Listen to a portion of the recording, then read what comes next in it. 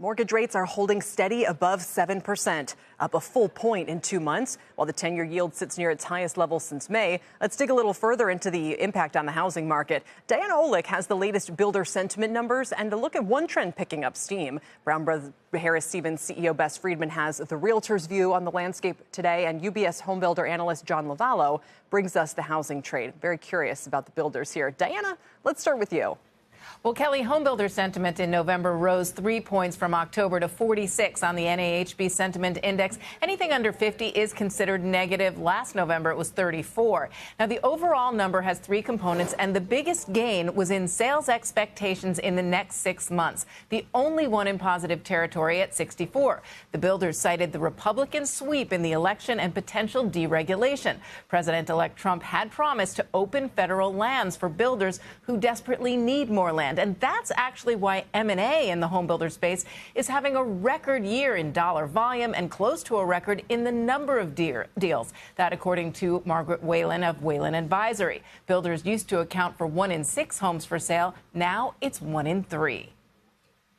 The big guys want to get bigger. They want to get into more markets, more price points, more types of product. And as they're doing that, they're finding the most efficient way is through acquisitions.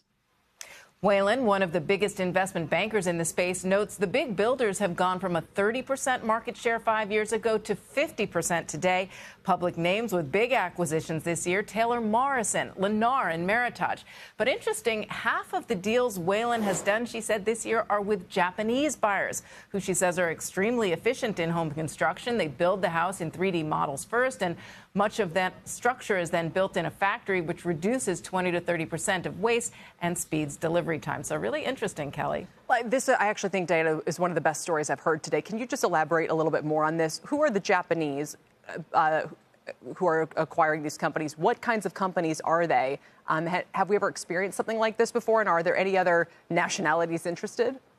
Well, the Japanese are definitely leading. You're seeing names like Landsea and Sekisui who are coming in to get more into the markets, and that's because they have the capital to do it. That is cheaper capital than we do. They can get into our housing market a lot more inexpensively than they can get into their own because their cost of debt is lower. So they come in, they're buying up some of the smaller builders. They're actually, as Whalen said, making it much more efficient, and therefore they're getting more competitive against the big publics here who are, you know, as we've talked about a lot, Kelly, the home builders in the U.S. are pretty slow to modernize their systems and equipments.